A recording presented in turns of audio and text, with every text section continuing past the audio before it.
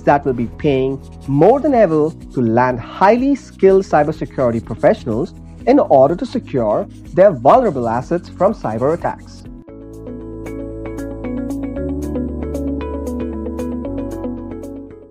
Now, we are living in a digital era. Whether it be booking a hotel room, ordering some dinner, or even booking a cab, we are constantly using the internet and inherently constantly generating data. This data is generally stored on the cloud, which is basically a huge data server or data center that you can access online. Also, we use an array of devices to access this data. Now for a hacker, it's a golden age. With so many access points, public IP addresses, and constant traffic and tons of data to exploit, black hat hackers are having one hell of a time exploiting vulnerabilities and creating malicious software for the same. Above that, cyber attacks are evolving by the day. Hackers are becoming smarter and more creative with their malwares, and how they bypass virus scans and firewalls still baffle many people. Let's go through some of the most common types of cyber attacks now. So as you guys can see, I've listed out 8 cyber attacks that have plagued us since the beginning of the internet. Let's go through them briefly. So first on the list we have general malwares. Malware is an all-encompassing term for a variety of cyber threats, including trojans, viruses, and worms. Malware is simply defined as code with malicious intent that typically steals data or destroys something on the computer. Next on the list we have phishing. Often posing as a request for data from a trusted third party, phishing attacks are sent via email and ask users to click on a link and enter their personal data. Phishing emails have gotten much more sophisticated in recent years, making it difficult for some people to discern a legitimate request for information from a false one.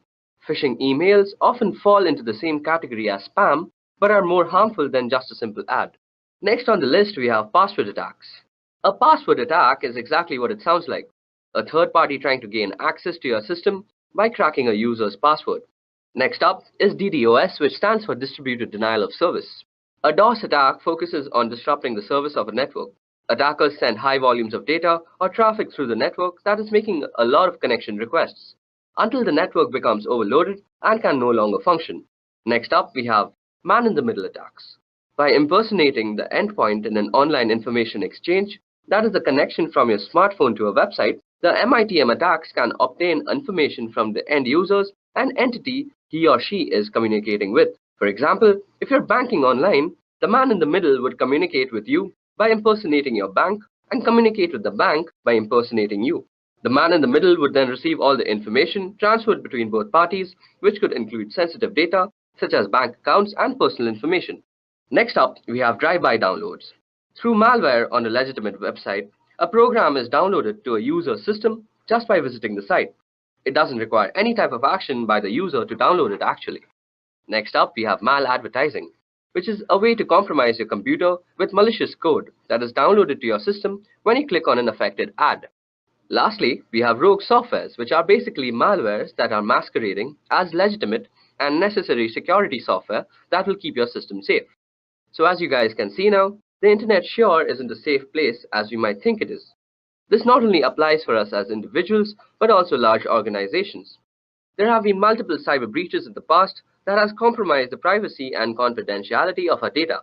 If we head over to this site called Information is Beautiful, we can see all the major cyber breaches that have been committed. So as you guys can see, even big companies like eBay, AOL, Evernote, Adobe have actually gone through major cyber breaches, even though they have a lot of security measures taken to protect the data that they contain. So it's not only that small individuals are targeted by hackers and other people, but even bigger organizations are constantly being targeted by these guys. So after looking at all sorts of cyber attacks possible, the breaches of the past, and the sheer amount of data available, we must be thinking that there must be some sort of mechanism and protocol to actually protect us from all these sorts of cyber attacks. And indeed, there is a way, and this is called cybersecurity. In a computing context, security comprises of cybersecurity and physical security. Both are used by enterprises to protect against unauthorized access to data centers and other computerized systems.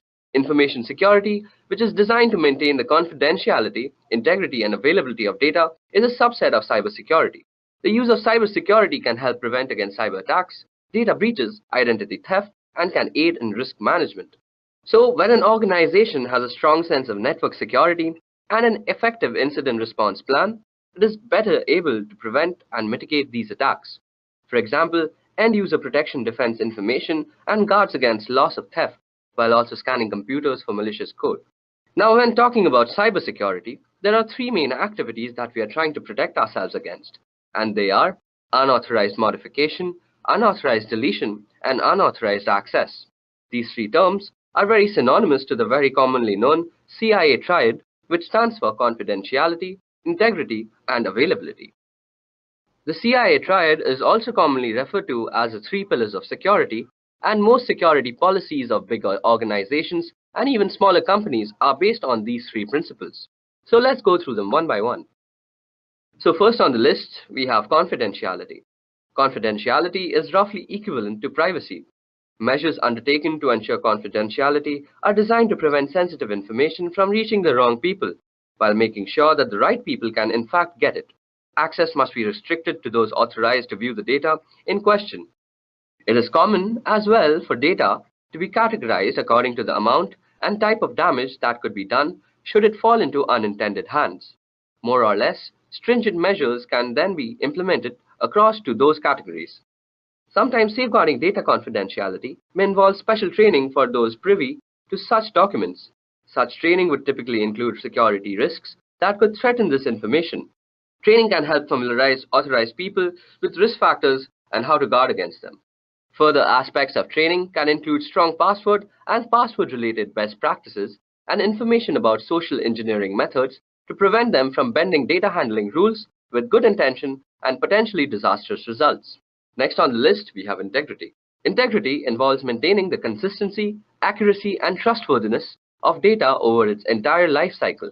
Data must not be changed in transit, and steps must be taken to ensure that data cannot be altered by unauthorized people, for example, in a breach of confidentiality. These measures include file permissions and user access controls. Version control may be used to prevent erroneous changes or accidental deletion by authorized users becoming a problem.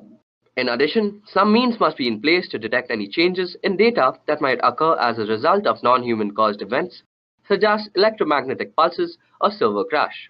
Some data might include checksums, even cryptographic checksums for verification of integrity. Backup or redundancies must be available to restore the affected data to its correct state. Last but not the least is availability. Availability is best ensured by rigorous maintaining of all hardware, performing hardware repairs immediately when needed, and maintaining a correctly functional operating system environment that is free of software conflicts. It's also important to keep current with all necessary system upgrades. Providing adequate communication bandwidth and preventing the occurrences of bottlenecks are equally important. Redundancy, failover, and even high availability clusters can mitigate serious consequences when hardware issues do occur. Fast and adaptive disaster recovery is essential for the worst-case scenarios. That capacity is reliant on the existence of a comprehensive disaster recovery plan. Safeguards against data loss or interruption in connection must include unpredictable events such as natural disasters and fire. To prevent data loss from such occurrences, a backup copy must be stored in a geographically isolated location, perhaps even in a fireproof water-safe place. Extra security equipments or software such as firewalls and proxy servers can guard us against downtimes and unreachable data due to malicious actions such as denial of service attacks and network intrusions. So now that we have seen what we are actually trying to implement when trying to protect ourselves on the internet, we should also know the ways that we actually protect ourselves when we are attacked by cyber organizations. So the first step to actually mitigate any type of cyber attack is to identify the malware or the cyber threat that is being currently going on in your organization.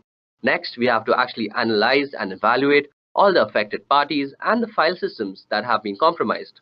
And in the end, we have to patch the whole treatment so that our organization can come back to its original running state without any cyber breaches.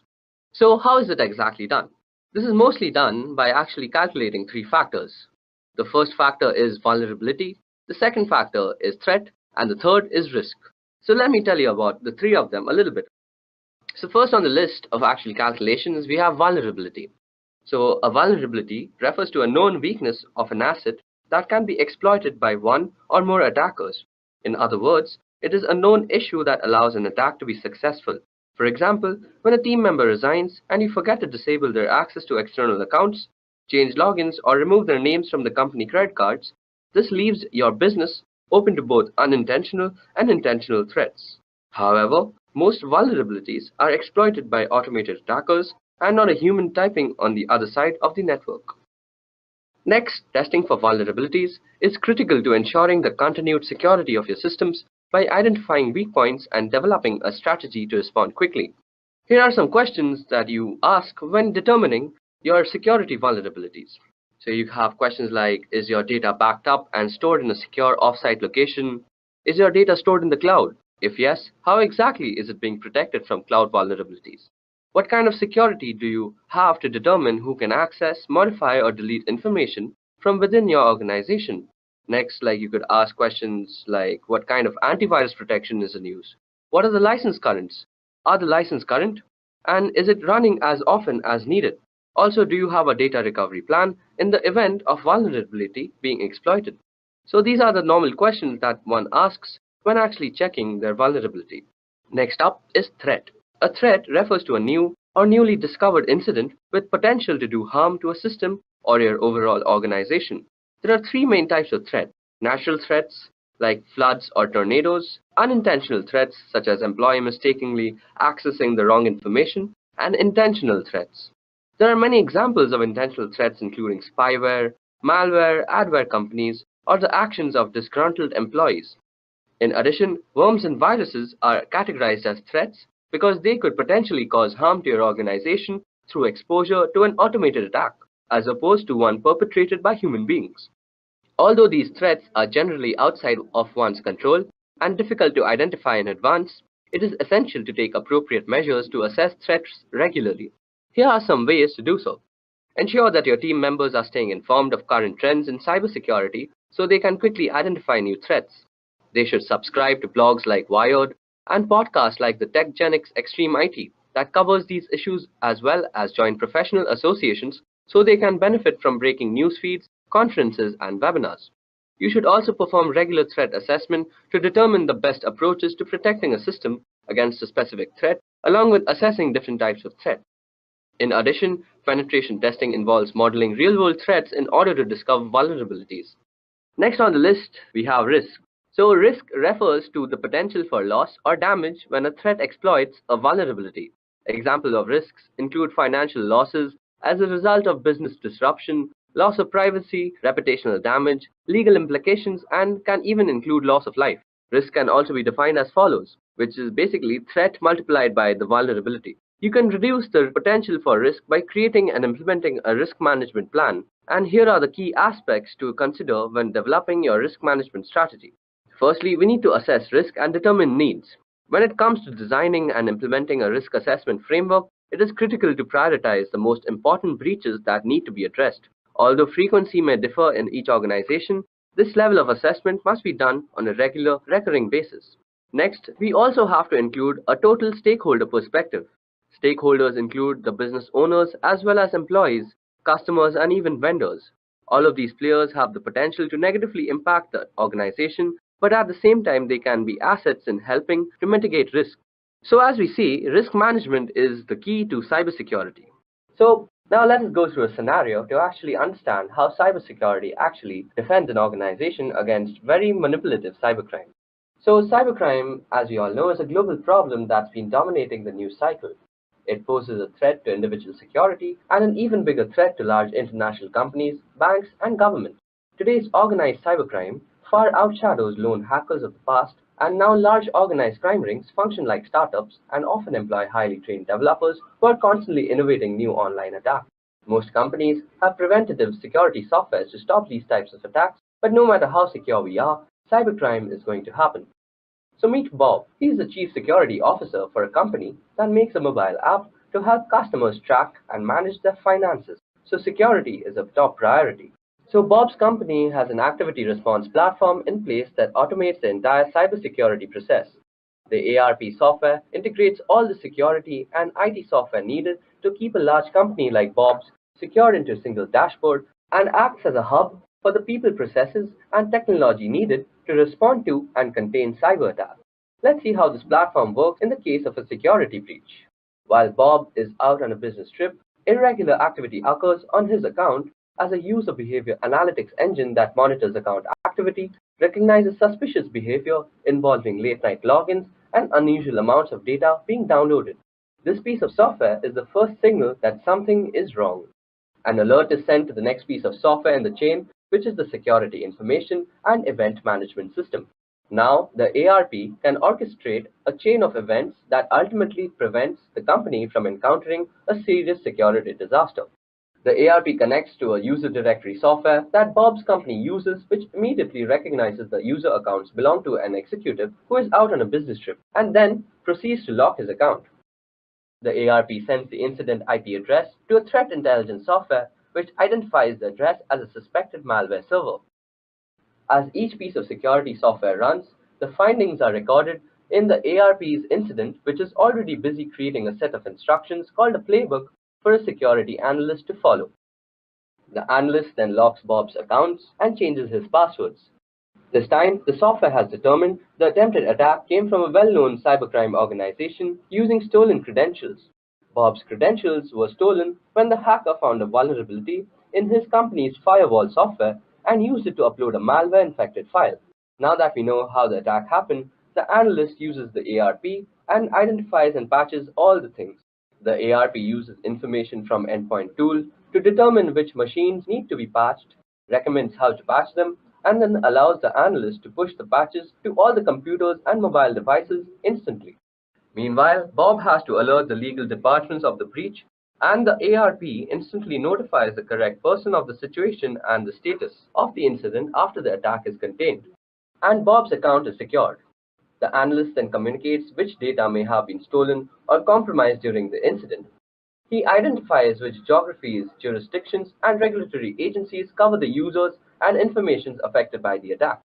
Then the ARP creates a series of tasks so the organization can notify the affected parties and follow all relevant compliances and liability procedures.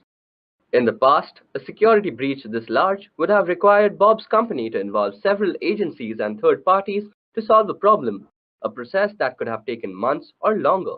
But in a matter of hours, the incident response platform organized all of the people, processes, and technology to identify and contain the problem, find the source of the attack, fix the vulnerability, and notify all affected parties. And in the future, Bob and his team will be able to turn to cognitive security tools. These tools will read and learn from tens of thousands of trusted publication blogs and other sources of information. This knowledge will uncover new insights and patterns, anticipate and isolate and minimize attacks as they happen, and immediately recommend actions for security professionals to take, keeping data safe and companies like Bob's out of the head.